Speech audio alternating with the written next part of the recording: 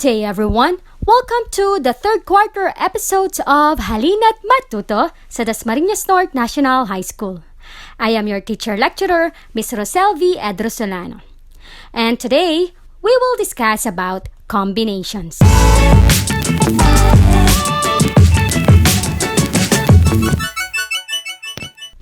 Our lesson objectives: illustrate the combination of objects, and differentiate permutation from combination of n objects taken R at a time. Showing some figures on the right are some examples of combinations, like arrangement of chairs, safety locks, and letters in the alphabet. But before we proceed to our next lesson, let's have a recall what you have learned last time. It's all about permutation. Again, the definition of permutation is, it is an arrangement of objects where the order of the selection matters. Formula: permutation of n taken R at a time is equal to n factorial over the quantity of n minus R factorial, where n is the total number of objects in the set, and R is the number of objects selected. Now let's proceed to our lesson for today, which is combinations. What is combinations? It is an arrangement of objects where the order of the selection does not matter. It means that the arrangement can be in any order. There are two types of combinations. Repetition is allowed, such as coins in your pocket, 5, 5, 5, 10, 10. In this arrangement, 5 pesos is repeated 3 times, and 10 pesos is repeated 2 times. And the other one, there is no repetition allowed, such as lottery numbers 2, 14, 15, 27, 30, and 33. In this arrangement, it can be in any order, but the number should only appear once. Then it cannot be repeated. Now let's see what's the difference between permutation and combination. Let's have the given example. The combination to the shape is 472. Now we do care about the order. 724 won't work, nor will 247. It has to be exactly 472. Or it should be in order so that we can open the lock. It is under permutation, because when the order does matter. The other example is, my fruit salad is a combination of apples, grapes, and bananas. We don't care what order the fruits are in. They could also be bananas, grapes, and apples, or grapes, apples, and bananas. It is the same fruit salad. It means that the arrangement can be in any order. It is under combination, because when the order does not matter. So, permutation, if the order does matter or the order is important, versus combination, when the order does not matter or the order is not important. Let's have combination formula. It is given as the combination of n taken R at a time is equal to n factorial over R factorial times the quantity of n minus R factorial,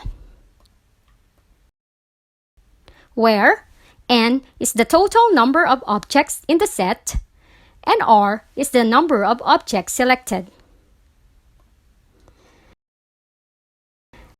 Now let's have the first example of combination. N is equal to 9 and R is equal to 5. Formula again. Combination of n taken R at a time is equal to n factorial over R factorial times the quantity of n minus R factorial. Solution: we will substitute n, which is 9, and R, which is 5.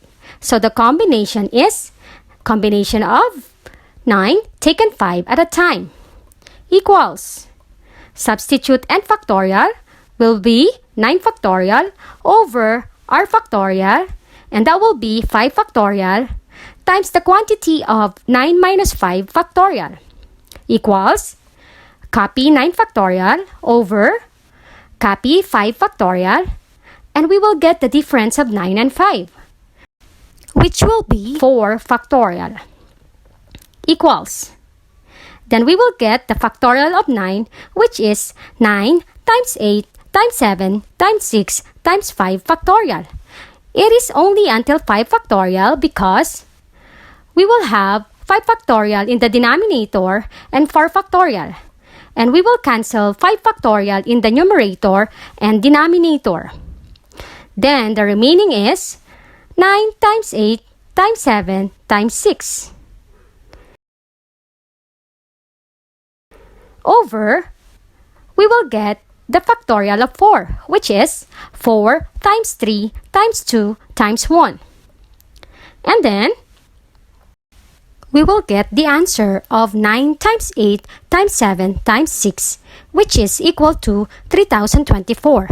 And then, we will get the answer of 4 times 3 times 2 times 1, which is equal to 24. Next is, we will get 3024 divided by 24. The answer is 126. So the combination of 9 taken 5 at a time is equal to 126. Let's proceed to example number 2, where n is equal to 8, r is equal to 3. And we will use the same formula. Solution, we will substitute n, which is 8, and r, which is 3. So the combination is combination of 8 taken 3 at a time equals 8 factorial over 3 factorial times the quantity of 8 minus 3 factorial equals copy 8 factorial over copy 3 factorial, and then 8 minus 3 factorial is 5 factorial. Next step, we will get the factorial of 8, which is 8 times 7 times 6 times 5 factorial. So why is it until 5 factorial only? Because it is over 3 factorial and 5 factorial. We will cancel 5 factorial in the numerator and 5 factorial in the denominator. So the remaining is 8 times 7 times 6 over, we will get the factorial of 3, which is 3 times 2 times 1. Next is, we will get 8 times 7 times 6, which is equal to 336. 3 times 2 times 1 is 6. And then, what we will do next, we will divide. So we will have 336 divided by 6 is equal to 56. So, the combination of 8 taken 3 at a time is equal to 56. And now let's have example number 3. What if we were given two combinations? Like combination of 12 taken 4 at a time times combination of 8 taken 3 at a time. So what are we going to do? First, we will take combination of 12 taken 4 at a time, where n is 12 and r is 4. So we have 12 factorial over 4 factorial times the quantity of 12 minus 4 factorial. And then, we will take the combination of 8 factorial taken 3 at a time. So we have 8 factorial over 3 factorial times the quantity of 8 minus 3 factorial. Next is, we will copy 12 factorial over 4 factorial, and then we will get 12 minus 4 is equal to 8 factorial times copy 8 factorial over 3 factorial. Then, 8 minus 3 factorial is equal to 5 factorial. Then, we will get the factorial of 12, which is 12 times 11 times 10 times 9 times 8 factorial over 4 factorial and 8 factorial. We will cancel 8 factorial and 8 factorial in the numerator and denominator. The remaining is 12 times 11 times 10 times 9 in the numerator. Next is, we will get the factorial of 8, which is 8 times 7 times 6 times 5 factorial over 3 factorial, 5 factorial. Then, we will cancel 5 factorial in the numerator and denominator. So, the remaining is 8 times 7 times 6. Now, let's copy 12 times 11 times 10 times 9. And then, get the factorial of 4, which is 4 times 3 times 2 times 1. Times, we will copy the remaining 8 times 7 times 6. And then, we will get the factorial of 3, which is 3 times 2 times 1. Next is, we will get the answer of 12 times 11 times 10 times 9, which is 11,880, divided by the answer of 4 times 3 times 2 times 1, which is 24. Then multiplied to the answer of 8 times 7 times 6, which is 336, and 3 times 2 times 1, which is 6. And then we're going to divide 11,880 by 24, and it will give us 495 times 336 divided by 6, and the answer is 56. After that, we will multiply 495 and 56, and the answer is 27,720. Therefore, the combination of 12 taken 4 at a time times the combination of 8 taken 3 at a time is 27,720. And now, let's have the summary of the lesson. Permutation. It is an arrangement of objects where the order of the selection matters. Formula. Permutation of n taken r at a time is equal to n factorial over the quantity of n minus r factorial. Combination. It is an arrangement of objects where the order of the selection does not matter.